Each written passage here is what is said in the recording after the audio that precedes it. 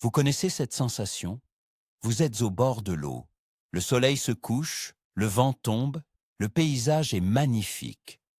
Vous vous dites que c'est le moment parfait, le fameux coup du soir.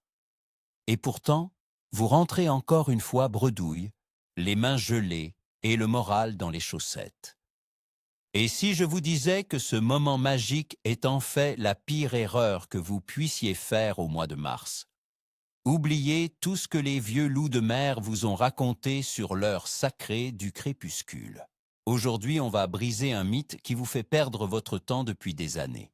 Je vous promets qu'à la fin de cette vidéo, vous allez totalement changer vos horaires de pêche pour le début du printemps et surtout, vous allez enfin comprendre pourquoi vos leurres ou vos appâts sont royalement ignorés quand le soleil disparaît. Alors, êtes-vous prêt à remettre en question vos vieilles certitudes et à affronter la dure réalité de la pêche en mars? Le coup du soir, c'est presque une religion dans le monde de la pêche. C'est inscrit dans notre ADN de pêcheur. Depuis qu'on est gamin, on entend dire que la tombée de la nuit est le moment où les gros poissons sortent pour chasser, le moment où l'eau bouillonne d'activité.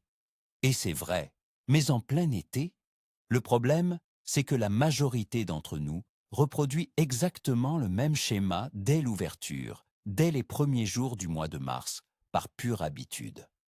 On sort du travail, on se précipite au bord de l'eau pour profiter des dernières lueurs du jour. On veut tellement y croire. On se persuade que la nature fonctionne de la même manière toute l'année, sauf qu'en mars, l'eau sort tout juste de l'hiver. Elle est encore glaciale.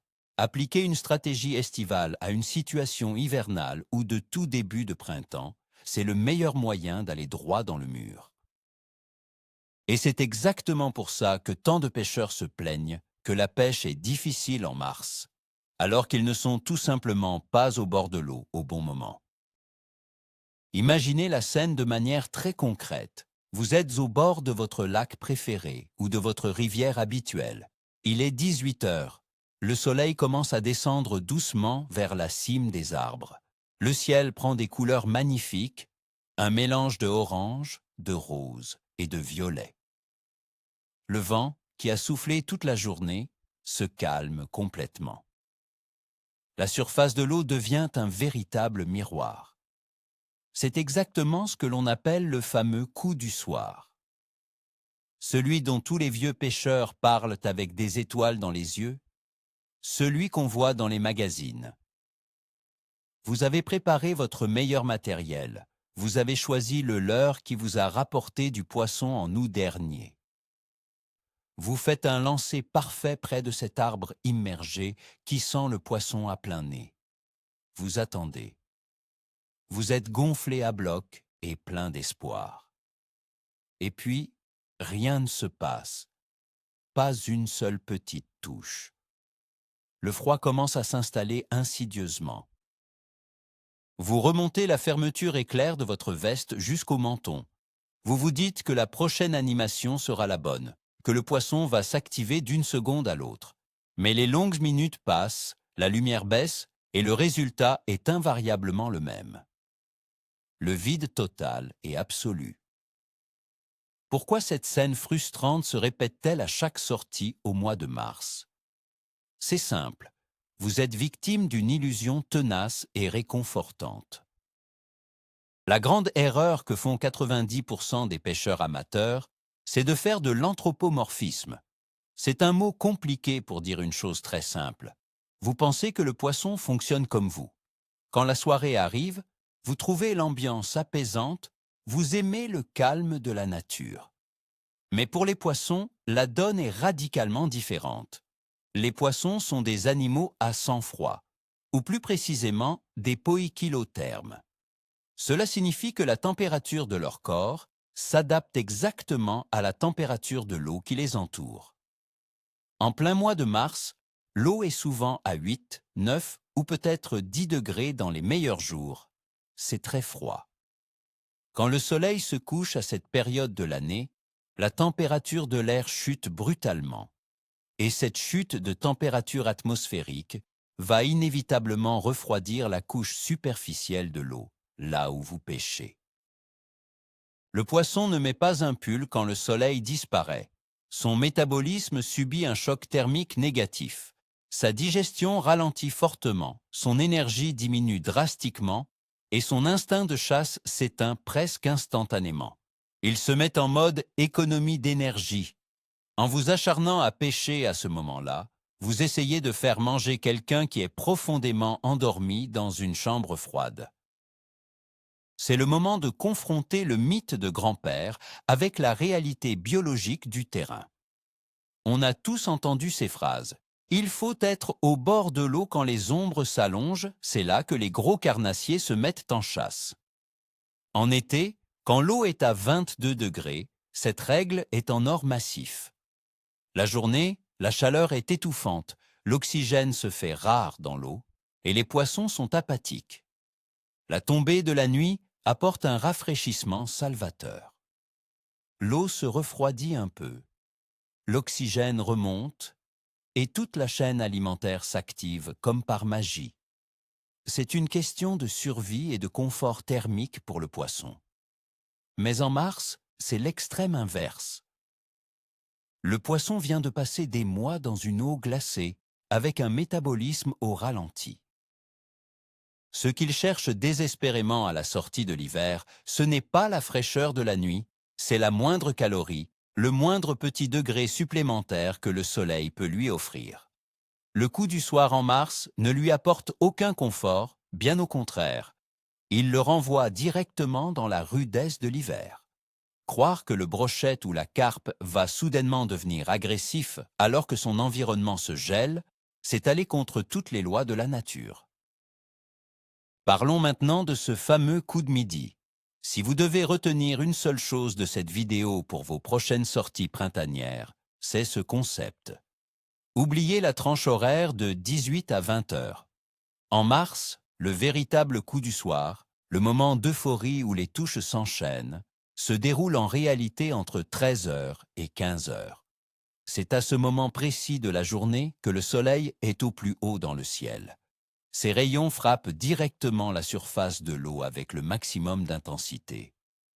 C'est ce réchauffement diurne qui va jouer le rôle de déclencheur. Même si l'eau ne prend qu'un seul petit degré ou un demi-degré, cette infime variation thermique est perçue par les poissons comme un véritable électrochoc. C'est le signal que le printemps arrive, que l'eau se réchauffe et qu'il est temps de sortir de sa léthargie. Si vous êtes coincé au bureau à ce moment-là et que vous venez pêcher le soir pour compenser, vous arrivez littéralement après la bataille. La fête est finie, le restaurant est fermé et les invités sont partis se coucher. Adaptez ces horaires, quitte à faire une session beaucoup plus courte pendant votre pause déjeuner, sera 100 fois plus productif que de passer 3 heures à vous geler les mains à la tombée de la nuit. Regardons de plus près ce qui se passe dans les zones peu profondes, ce que les pêcheurs appellent de souvent les hauts fonds ou les bordures. En mars, ces zones sont les endroits les plus stratégiques de n'importe quel lac, étang ou rivière. Pourquoi ? Parce qu'une faible profondeur d'eau se réchauffe infiniment plus vite sous l'action du soleil printanier qu'une fosse de 10 mètres. Entre midi et 16 heures, l'eau sur ces bordures peut afficher 2 à 3 degrés de plus que le reste du plan d'eau. Les poissons blancs, et par conséquent les carnassiers qui les traquent, vont instinctivement migrer vers ces zones de confort thermique pour emmagasiner de la chaleur. C'est là que l'activité bat son plein. Mais dès que le soleil passe derrière les arbres, disons vers 17 heures, que se passe-t-il ? Ces mêmes zones peu profondes, qui se sont réchauffées très vite, vont se refroidir à la même vitesse. Le froid nocturne tombe en premier sur ces bordures. Les poissons sentent cette baisse brutale de température et quittent immédiatement ces zones pour regagner des profondeurs plus importantes et plus stables thermiquement. Le soir, vous pêchez donc très souvent des zones qui viennent tout juste d'être complètement désertées par vos cibles. La pêche, c'est avant tout une histoire de chaîne alimentaire. Il faut toujours regarder les plus petits éléments pour comprendre le comportement des plus grands. En mars, le zooplancton et le phytoplancton, qui sont la base de l'alimentation des petits poissons, sont extrêmement sensibles à la lumière du soleil. Ils s'activent et remontent dans la colonne d'eau au milieu de la journée pour profiter de l'énergie solaire. Les petits poissons fourrages, comme les ablettes ou les gardons, suivent ce plancton pour s'en nourrir. Et logiquement, les gros prédateurs comme les brochets, les cendres ou les perches suivent le poisson fourrage. C'est un ballet bien orchestré qui atteint son apogée en début d'après-midi. Quand le fameux coup du soir arrive, la lumière décline rapidement. Le plancton redescend vers le fond ou devient inactif. Les petits poissons n'ont plus de raison de s'agiter en surface ou entre deux eaux et se cachent pour échapper au refroidissement. Le garde-manger se ferme littéralement sous vos yeux.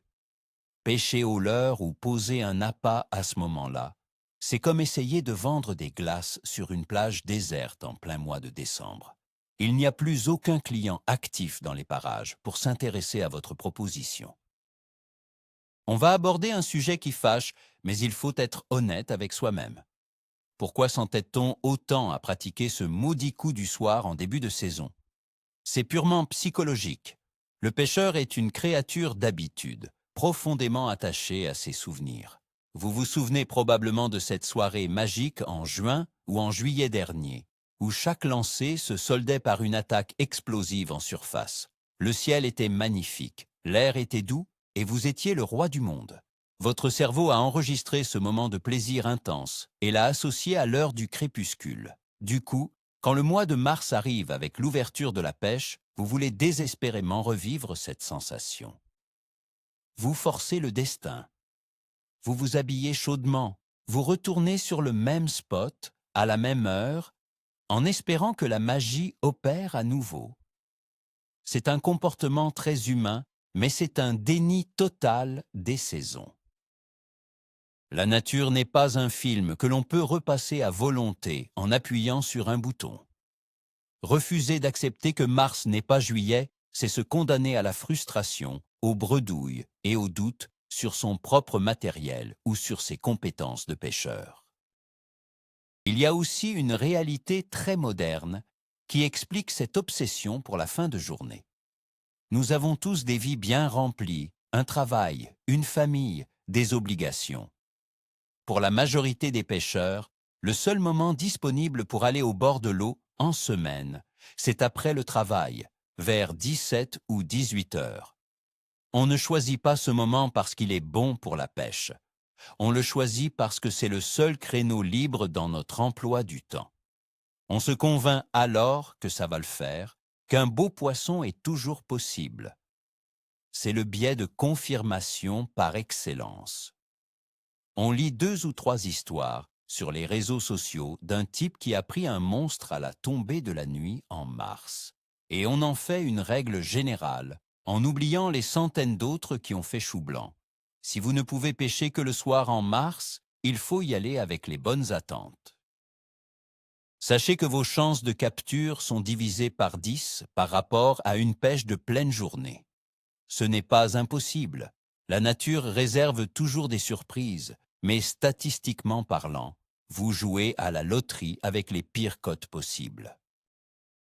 Si on parle un instant de technique pure, la pêche du soir en début de saison pose un énorme problème de présentation de vos leurres ou de vos appâts. Quand l'eau est froide, le métabolisme du poisson est au plus bas. Pour déclencher une attaque, il faut souvent des animations très lentes, des pauses interminables, ce qu'on appelle pêcher sur le fond ou gratter doucement. Le poisson ne va pas faire un sprint de 10 mètres pour poursuivre votre leurre. Or, le soir, la luminosité baisse drastiquement. L'eau de mars, souvent chargée par les pluies d'hiver ou la fonte des neiges, devient un environnement particulièrement sombre et opaque. Si vous ajoutez à cela un leurre qui bouge à 2 à l'heure pour s'adapter au froid, vous créez une situation où le poisson a énormément de mal à repérer votre piège. En pleine journée, sous un grand soleil, un petit flash de votre cuillère ou le mouvement lent de votre poisson nageur sera perçu de loin. Mais dans la pénombre glaciale du coup du soir, votre présentation devient fantomatique. Le prédateur ne fera pas l'effort de chercher une proie qu'il peine à localiser visuellement et qui ne dégage pas d'énergie stimulante. Prenons le cas très spécifique de la pêche au brochet ou aux cendres.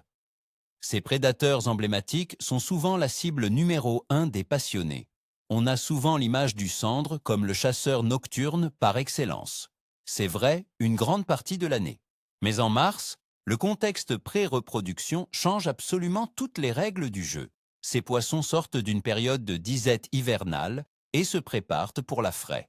Ils ont besoin de force, mais leur organisme tourne encore au ralenti. Ils vont optimiser leurs efforts à la perfection. Chasser le soir, dans une eau qui se refroidit, demande une dépense calorique énorme pour un rendement très incertain, car les petites proies sont cachées. Au contraire, chasser en début d'après-midi quand les bancs de poissons fourrage s'exposent au soleil dans les zones de faible profondeur est incroyablement plus rentable pour eux. Ils peuvent y faire un carnage avec un minimum d'effort, aidés par une bonne visibilité et une température corporelle temporairement boostée par le soleil.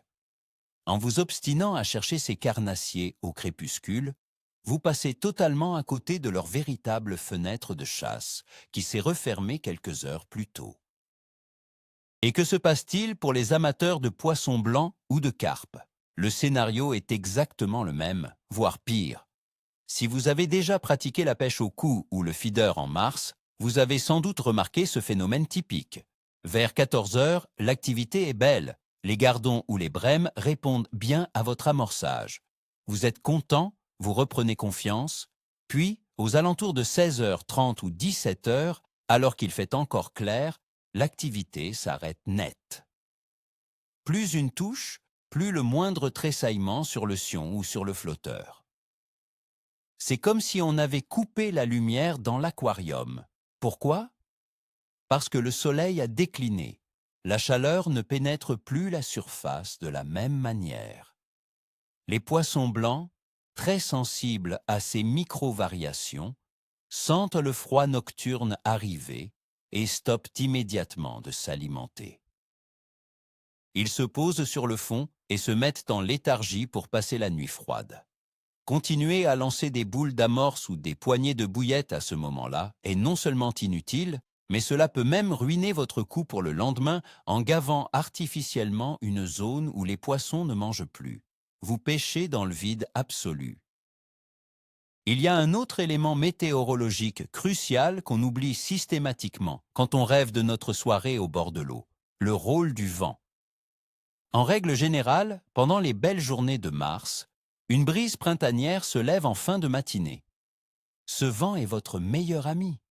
Il va créer des vaguelettes, briser la surface de l'eau, oxygéner la couche supérieure et surtout, il va pousser l'eau réchauffée par le soleil vers des berges spécifiques. Les poissons vont suivre ce courant d'eau légèrement plus chaude et chargée de nourriture. La pêche est alors souvent excellente sur les bordures exposées au vent. Mais que se passe-t-il souvent en fin de journée? Le vent tombe brutalement. La surface redevient lisse comme un miroir. Ce fameux calme plat tant apprécié par le pêcheur-poète est en réalité un désastre pour la pêche précoce. Sans vent pour briser la surface, l'eau se refroidit encore plus vite par rayonnement sous le ciel clair. De plus, le poisson devient extrêmement méfiant dans une eau calme et transparente. La moindre de vos erreurs, le moindre bruit de pas sur la berge, le bruit de votre fil dans l'eau, tout résonne et fait fuir les poissons qui étaient de toute façon déjà très peu actifs. Avez-vous déjà réfléchi à l'impact psychologique de ces sessions du soir ratées sur votre confiance de pêcheur? C'est un aspect fondamental qu'on néglige souvent. En sortant du travail en mars, fatigué, vous courez au bord de l'eau pour vous détendre. Vous ne prenez rien. Le lendemain, pareil. Le week-end, vous insistez le soir, encore un capot magistral. Au bout de 5 ou 6 sorties, sans la moindre tape, le doute s'installe dans votre esprit. Vous commencez à vous dire que vous ne savez plus pêcher. Vous remettez en question vos meilleurs montages, Vous allez dépenser des fortunes dans le magasin d'articles de pêche du coin pour acheter les leurres de la nouvelle saison, en espérant acheter la solution miracle. Vous pensez que le problème vient du matériel, de la couleur du fil ou de la taille de l'hameçon, mais le matériel n'y est pour rien. Le problème, c'est simplement le timing. En persistant dans l'erreur du coup du soir printanier, vous détruisez votre propre confiance. Or, un pêcheur qui doute est un pêcheur qui pêche mal. Il fait de mauvais lancers, il anime mal, il perd sa concentration. Changer d'horaire, c'est avant tout protéger son mental pour rester performant et positif au bord de l'eau. Il faut également parler d'un phénomène physique invisible, mais essentiel à comprendre, la thermocline et le mélange des eaux. Au début du printemps, les lacs et les étangs commencent tout juste à se stratifier très légèrement avec les premiers rayons de soleil. Une fine couche d'eau un tout petit peu moins froide se forme en surface. Tant que le soleil brille, cette couche reste en haut, et c'est là que la vie s'installe. Mais quand le soleil se couche et que la température de l'air plonge près de 0 degré, cette petite couche de surface se refroidit brutalement. L'eau froide étant plus lourde que l'eau chaude, elle va couler vers le fond, créant un micro-mélange des couches d'eau. Ce phénomène thermique crée une forte instabilité dans toute la colonne d'eau de la zone peu profonde. Pour un poisson, cette instabilité est très inconfortable. Ce n'est pas un environnement propice pour se détendre et chasser.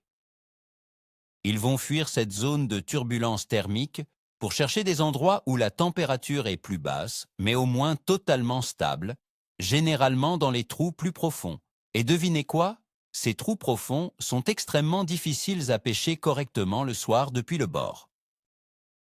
Beaucoup de pêcheurs se disent « Oui, mais moi je connais mon poste par cœur, je sais qu'il y a du poisson ici. Donc si je reste assez longtemps le soir, ils finiront bien par mordre. » C'est une logique d'usure qui ne fonctionne pas contre la nature. Le poisson n'a pas d'obligation de se nourrir, surtout dans une eau à moins de 10 degrés. Il peut rester sans manger pendant des jours entiers si les conditions ne lui conviennent pas. Si vous pêchez une zone qui est passée dans l'ombre depuis 2 heures, peu importe que vous soyez le champion du monde de la discrétion ou que votre leurre coûte 30 €. Le banc de poissons qui traînait là à 14 heures s'est déjà déplacé ou s'est posé sur le fond, complètement amorphe. Vous lancez vos appâts dans une piscine vide ou plutôt dans une piscine remplie de statues de glace immobiles. L'obstination est une belle qualité, mais à la pêche, l'obstination aveugle est votre pire ennemi. L'adaptation et la compréhension de l'environnement valent 1000 fois plus que la simple persévérance sur un poste mort à cause de l'horaire tardif. Alors, concrètement, comment on organise une sortie de pêche réussie au mois de mars? La solution est d'inverser complètement vos habitudes. Au lieu de prévoir votre session de 17 heures à 20 heures, organisez-vous pour être au bord de l'eau entre 11 heures du matin et 15 heures. Si vous travaillez toute la semaine, gardez votre énergie et votre motivation pour le week-end et faites une vraie session de milieu de journée. Arrivez sur le poste tranquillement en fin de matinée. Observez l'eau. Cherchez les zones où le soleil tape directement depuis le lever du jour. Les baies peu profondes, protégées du vent du nord. Les bordures exposées plein sud ou plein ouest. C'est là que la magie va opérer. Prenez le temps de pique-niquer, laissez l'eau emmagasiner un maximum d'énergie solaire. Vers 13 heures, l'activité va commencer doucement. C'est là qu'il faut être concentré, canne en main. Vous allez découvrir une pêche dynamique avec des poissons qui ont retrouvé de l'énergie pour quelques heures. Et quand le milieu de l'après-midi sera passé, vers 16 heures, quand vous sentirez le premier frisson de froid dans l'air, pliez votre matériel. Vous rentrerez chez vous avec le sourire, en évitant la traversée du désert de la fin de journée. Il y a une exception très rare qu'on se doit de mentionner pour être tout à fait honnête. Parfois, la fin du mois de mars nous offre des journées exceptionnellement chaudes. Des journées où la température de l'air dépasse les 20 degrés, accompagnées d'un vent chaud du sud, ce qu'on appelle un temps lourd. Dans ces conditions très spécifiques, si cette chaleur dure depuis 3 ou 4 jours consécutifs, l'eau de surface peut se réchauffer de manière significative. À ce moment précis, oui, un coup du soir peut s'avérer productif, car l'inertie thermique de l'eau a changé. Les insectes peuvent éclore en fin de journée et on peut assister à une activité de surface. Mais attention, c'est l'exception qui confirme la règle. Ne vous fiez pas à ces rares anomalies météorologiques pour construire votre stratégie de début de saison. 99% du temps, le mois de mars vous offrira des soirées froides et piquantes où le thermomètre chute sous les 5 degrés dès la tombée de la nuit. Restez pragmatique et basez-vous sur les conditions moyennes, pas sur l'exception miraculeuse. Apprendre à lire l'eau au printemps, c'est avant tout apprendre à lire le soleil. C'est une compétence que les pêcheurs du soir oublient souvent de développer, car ils arrivent quand la lumière disparaît. En pleine journée, la pêche de mars devient presque une partie d'échecs géante basée sur la température. Si une zone est dans l'ombre d'une grande falaise ou d'une forêt dense toute la journée, ignorez-la complètement, même si elle semble magnifique. Cherchez les hauts fonds de sable ou de gravier qui réfléchissent la lumière. Observez la couleur de l'eau. Une eau légèrement teintée va se réchauffer plus vite qu'une eau cristalline, car les particules en suspension absorbent la chaleur solaire. En concentrant vos efforts sur la bonne tranche horaire, celle du milieu de journée, vous avez enfin le loisir d'analyser tous ces petits détails cruciaux. Vous passez d'une pêche à l'aveugle, où vous subissez le froid et l'obscurité du soir, à une pêche d'analyse active, où vous traquez les poches d'eau tiède. C'est un changement de philosophie totale qui fera de vous un bien meilleur pêcheur sur le long terme. Soyons clairs, je ne suis pas en train de vous dire d'abandonner définitivement le coup du soir. C'est l'un des moments les plus extraordinaires de l'année pour pratiquer notre passion. Mais il faut simplement avoir la patience d'attendre la bonne saison. Dès le mois de mai, et surtout en juin, juillet et août, le coup du soir reprendra tous ses droits et redeviendra la stratégie la plus mortelle et la plus agréable. La température globale de l'eau sera stabilisée au-dessus de 15 ou 18 degrés. Le froid nocturne ne sera plus une menace pour le métabolisme des poissons, mais une bénédiction qui déclenche l'appétit. Chaque saison a ses règles de fer dictées par la biologie et les éléments. Le secret du pêcheur régulier, celui qui poste souvent de belles photos, ce n'est pas d'avoir de la chance, c'est sa capacité d'adaptation. Il sait ranger ses habitudes au placard quand elles ne sont plus adaptées au calendrier. En mars, on chasse le soleil de midi.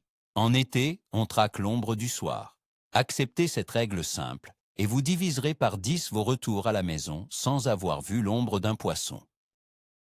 Imaginez maintenant votre prochaine sortie. Vous vous levez un samedi matin de mars, il fait frais. Vous prenez un bon café sans stress. Vous n'avez pas cette pression de devoir courir après le travail. Vous arrivez au bord de l'eau vers 11 heures. Le soleil commence à être agréable. L'eau est calme. Vous observez les bordures éclairées par la lumière directe. Vous lancez précisément sur ces zones prometteuses. Vers 14 heures, c'est le choc. Une grosse attaque franche vient récompenser votre réflexion. Vous combattez le poisson, vous le mettez à l'épuisette, vous prenez une magnifique photo sous un beau soleil printanier, puis vous le relâchez dans d'excellentes conditions de lumière. À 16 heures, le vent tourne, l'air se rafraîchit. Mais cette fois, au lieu de grelotter en attendant un miracle improbable, vous remballez sereinement votre équipement. Vous montez dans votre voiture avec la chaleur de la victoire. Vous regardez les autres pêcheurs arriver précipitamment pour installer leur matériel dans le froid naissant. Vous souriez intérieurement. Vous savez qu'ils vont passer une soirée compliquée, alors que vous avez compris le code de la pêche de printemps. C'est ça, la récompense d'une vraie stratégie. Pour résumer, le coup du soir en mars n'est pas un moment magique. C'est un mirage glacé qui vous mène tout droit vers l'échec et la frustration. Le véritable tournant de votre saison printanière se produira quand vous arrêterez de suivre les vieilles traditions estivales pour vous concentrer sur le vrai pic d'activité. Le coup de midi. Les poissons sont des êtres à sang froid qui cherchent désespérément la chaleur des rayons du soleil après des mois d'hiver. En pêchant au milieu de la journée sur les zones exposées et peu profondes, vous allez multiplier vos touches et redécouvrir le plaisir de la pêche en début de saison. Fini les soirées à vous geler les mains dans le vide. La biologie ne ment jamais. Merci beaucoup d'avoir regardé cette vidéo jusqu'au bout. Si ce changement d'approche vous semble logique, et si vous êtes prêt à casser la vieille règle du coup du soir, montrez-le-moi en vous abonnant immédiatement à la chaîne et en fracassant le bouton des likes. Ça aide énormément à faire connaître ces astuces. Et maintenant, je veux savoir, quelle est la plus grosse erreur de grand-père que vous avez suivie pendant des années avant de comprendre que c'était un mythe? Lâchez vos histoires dans les commentaires. On va en discuter ensemble.